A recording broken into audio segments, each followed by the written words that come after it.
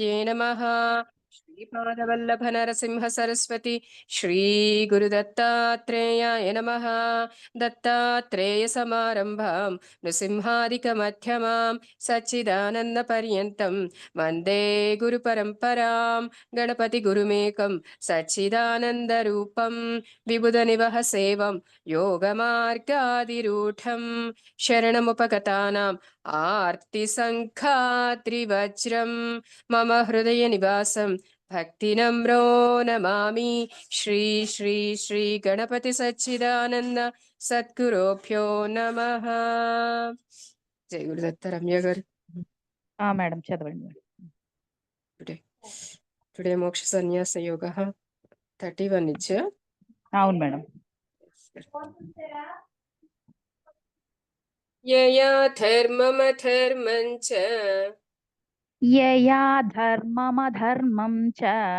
యయా ధర్మమధర్మం చ కార్యం చ కార్యమేవ చ కార్యం చ కార్యమేవ చ కార్యం చ కార్యమేవ చ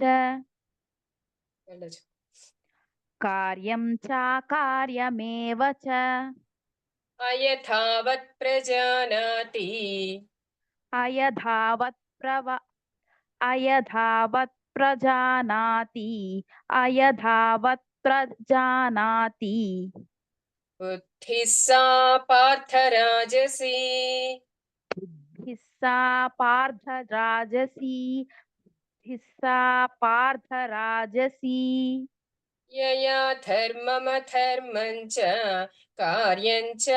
కార్యమేవ చ యయా ధర్మమధర్మం చ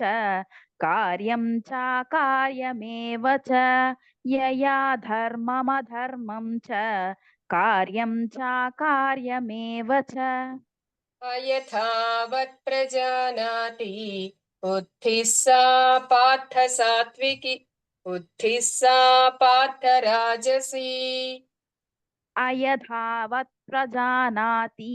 బుద్ధిః సా పార్థ రాజసీ అయథావత్ ప్రజానాతి బుద్ధిః సా పార్థ రాజసీ యయా ధర్మమధర్మం చ కార్యం చ కార్యమేవ చ అయథావత్ ప్రజానాతి బుద్ధిః సా పార్థ రాజసీ యయా ధర్మమధర్మం చ కార్యం చ కార్యమేవ చ అయథావత్ ప్రజానాతి బుద్ధిః సా పార్థ రాజసీ యయా ధర్మమధర్మం చ కార్యం చ కార్యమేవ చ అయథావత్ ప్రజానాతి బుద్ధిః సా పార్థ రాజసీ అధర్మం ధర్మమితి యా అధర్మం ధర్మమితి యా అధర్మం ధర్మమితి యా మన్యతే తమసావృత మన్యతే తమసావృత మన్యతే తమసావృత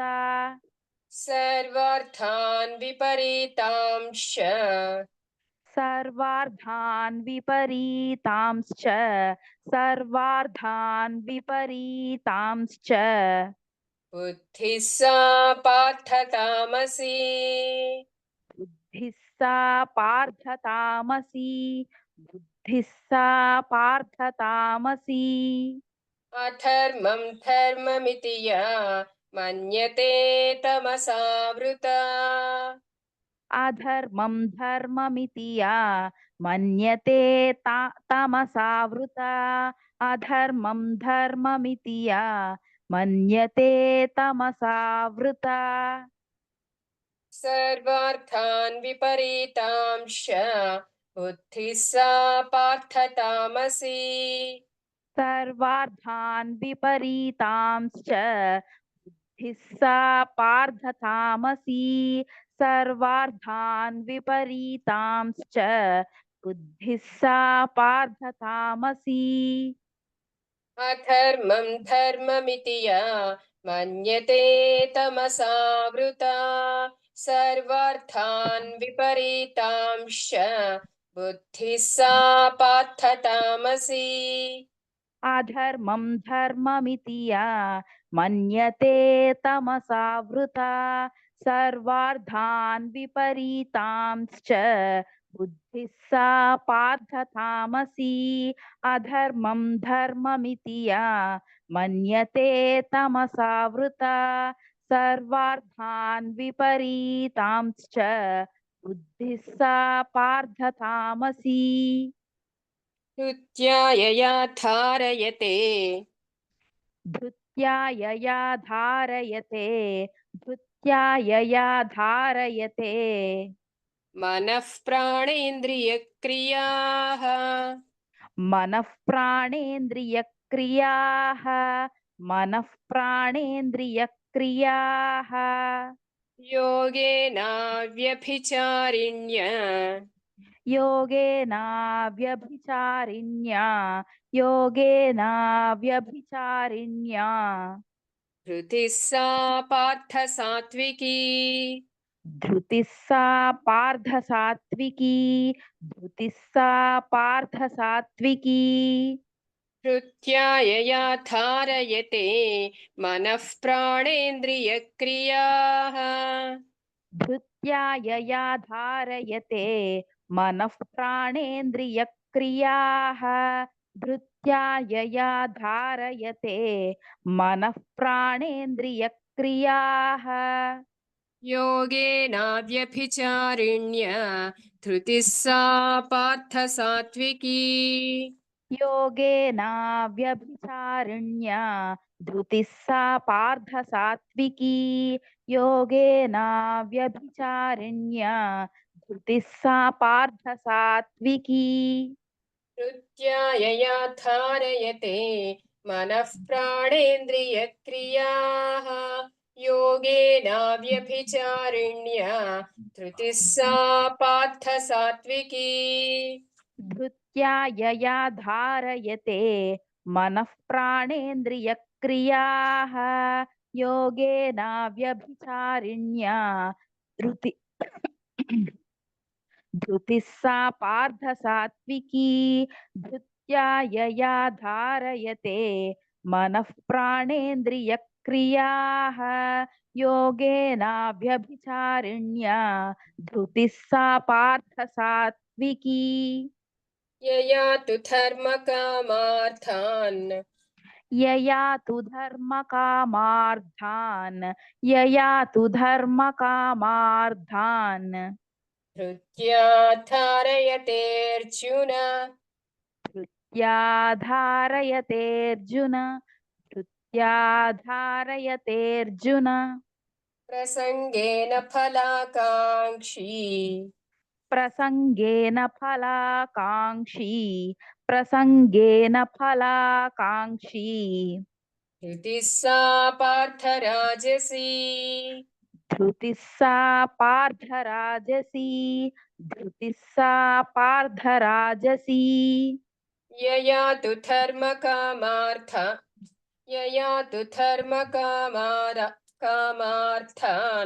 धृत्या धारयतेऽर्जुन यया तु धर्मकामार्थान् धृत्या धारयतेऽर्जुन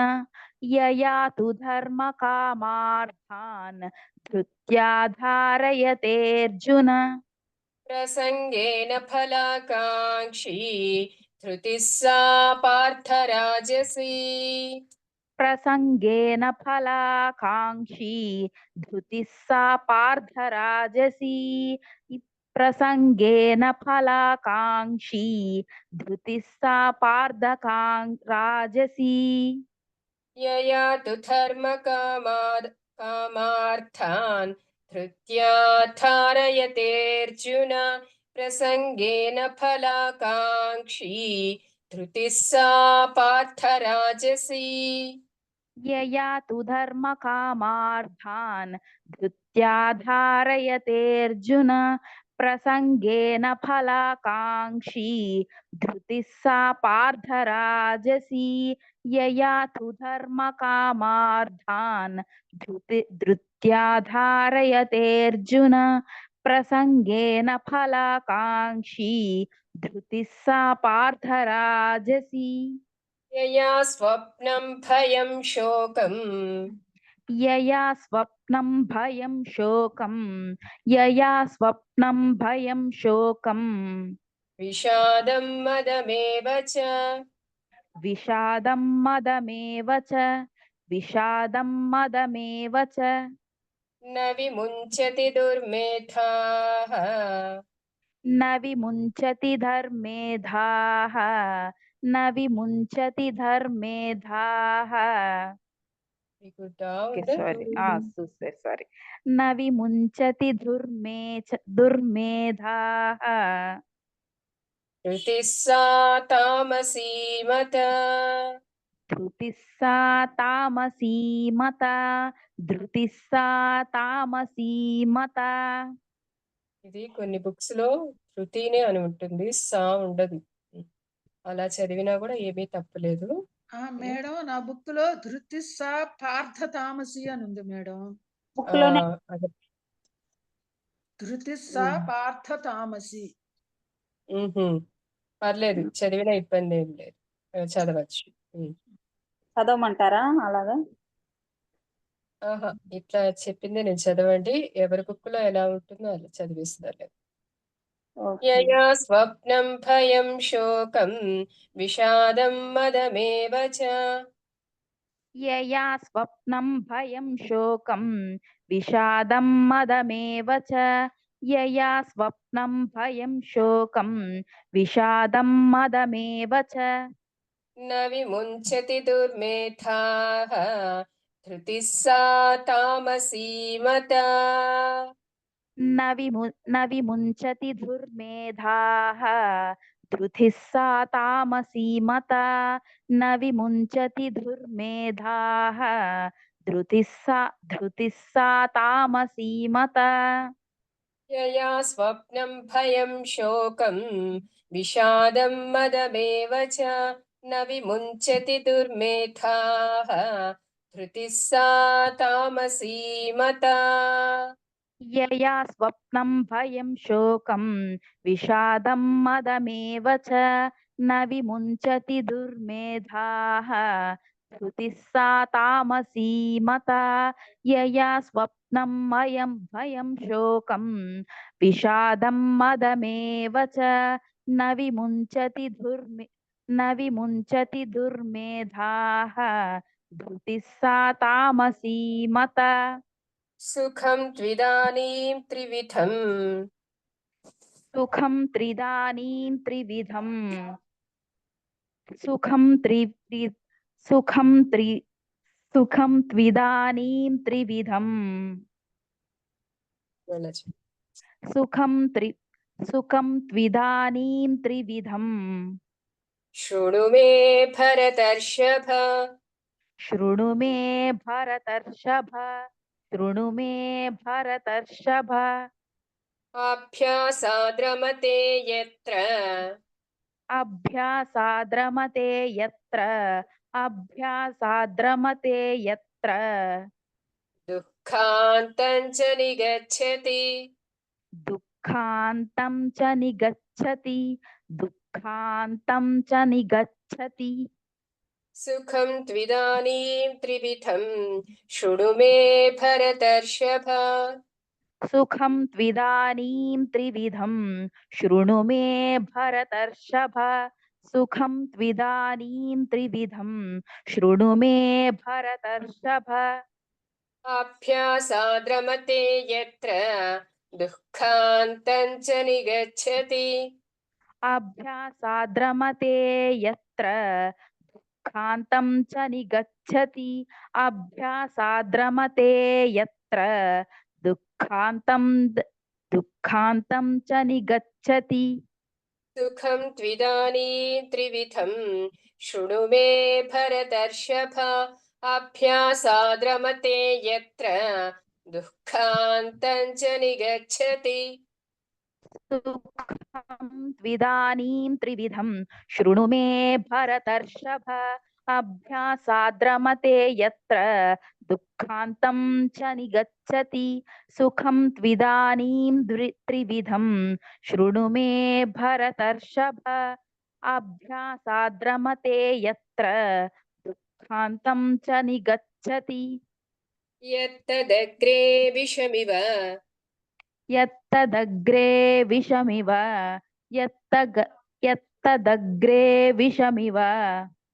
परिणामे मृतोपमम् परिणामे मृतोपमम् परिणामे मृतोपमम् तत्सुखं सात्विकं प्रोक्तम् तत्सुखं सात्विकं प्रोक्तम् तत्सुखं सात्विकं प्रोक्तम् आत्मबुद्धिप्रसादजम् आत्मबुद्धिप्रसादजम् आत्मबुद्धिप्रसादजम् यत्तदग्रे विषमिव परिणामे मृतोपमम् यत्तदग्रे विषमिव परिणामे मृतोपमम् यत्तदग्रे विषमिव परिणामे मृतोपमम् तत्सुखं सात्विकं प्रोक्तम् आत्मबुद्धिप्रसादजम् तत्सुखं सात्विकं प्रोक्तम् आत्मबुद्धिप्रसादजम् तत्सुखं सात्विकं प्रोक्तम् आत्मबुद्धिप्रसादजम् यत्तदग्रे विषमिव परिणामे मृतोपमम् तत्सुखं सात्विकं प्रोक्तम् आत्मबुद्धिप्रसादजम् यत्तदग्रे विषमिव परिणामे मृतोपमम् तत्सुखं सात्विकं प्रोक्तम् प्रसादजम् यत्तदग्रे विषमिव परिणामे मृतोपमम् तत्सुखं सात्विकं प्रोक्तम् आत्मबुद्धिप्रसादजम् विषयेन्द्रियसंयोगात् विषयेन्द्रियसंयोगात् विषयेन्द्रियसंयोगात् यत्तदग्रे मृतोपमम् यत्तदग्रे मृतोपमम् यत्तदग्रे मृतोपमम् परिणामे विषमिव परिणामे विषमिव परिणामे तत्सुखं राजसंस्मृतम् तत्सुखं राजसंस्मृतम् तत्सुखं राजसंस्मृतम् विषयेन्द्रियसंयोगात् यत्तदग्रे मृतोपमम् विषयेन्द्रियसंयोगात् यत्तदग्रे मृतोपमम् विषयेन्द्रियसंयोगात् यत्तदग्रे मृतोपमम् परिणामे विषमिव तत्सुखं राजसंस्मृतम् परिणामे विषमिव तत्सुखं राजसंस्मृतम् परिणामे विषमिव तत्सुखं राजसंस्मृतम् यत्तदग्रे विषमिव విషయేంద్రియ సంజ్ఞ yes. మొత్తం చదవండి विषयेन्द्रियसंयोगात् यत्तदग्रे मृतोपमम् परिणामे विषमिव तत्सुखं राजसंस्मृतम् విషయేంద్రియ సంయోగాత్ యత్తదగ్రే మృతోపమం పరిణామే విషమివ తత్సుఖం రాజసంస్మృతం విషయేంద్రియ సంయోగాత్ యత్తదగ్రే మృతోపమం పరిణామే విషమివ తత్సుఖం రాజసంస్మృతం यदग्रे चानुबन्धे च यदग्रे चानुबन्धे च सुखं मोहनमात्मनः सुखं मोहनमात्मनः निद्रालस्य प्रमादोत्थम् निद्रालस्य प्रमादोत्थम् తత్తామసముదాహృతం తత్తామసమృదాహృతం తత్తామసముదాహృతం యదగ్రే చానుబంధే చ సుఖం మోహనమాత్మనః యదగ్రే చానుబంధే చ సుఖం మోహనమాత్మనః యదగ్రే చానుబంధే చ సుఖం మోహనమాత్మనః నిద్రాలస్య ప్రమాదోత్థం తత్తామసముదాహృతం నిద్రాలస్య ప్రమాదోద్ధం తత్తామసముదాహృతం నిద్రాలస్య ప్రమాదోత్థం తత్తామసముదాహృతం యదగ్రే చానుబంధే చ సుఖం మోహనమాత్మనః నిద్రాలస్య ప్రమాదోత్థం తత్తామసముదాహృతం యదగ్రే చానుబంధే చ సుఖం మోహనమాత్మనః నిద్రాలస్య ప్రమాదోత్థం తత్తామసముదాహృతం యదగ్రే చానుబంధే చ సుఖం మోహనమాత్మనః నిద్రాలస్య ప్రమాదోత్థం తత్తామసముదాహృతం న తదస్తి పృథివ్యాం వా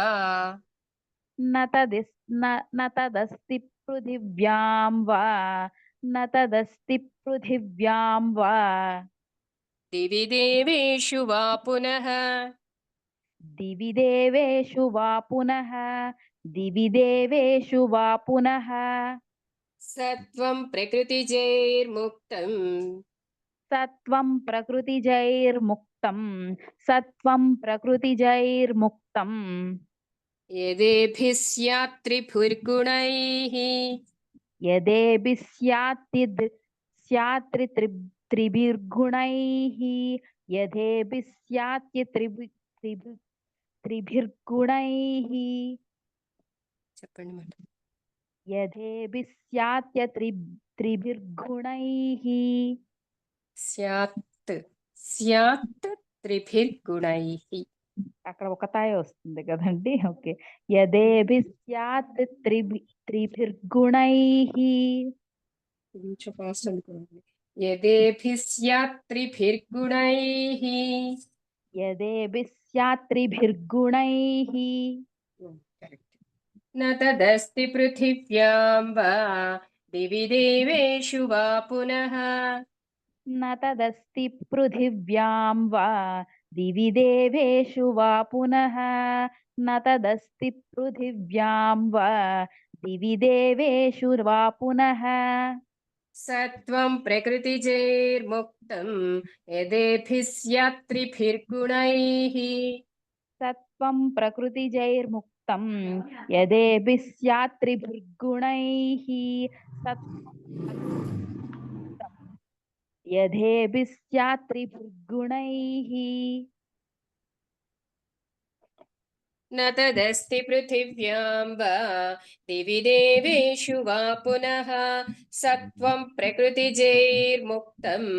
यदेभिः स्यात् त्रिभिर्गुणैः न तदस्ति पृथिव्यां वा दिवि देवेषु वा पुनः सत्वं प्रकृतिजैर्मुक्तं यदेभिः स्यात् त्रिभिर्गुणैः न तदस्ति पृथिव्यां वा दिवि देवेषु वा पुनः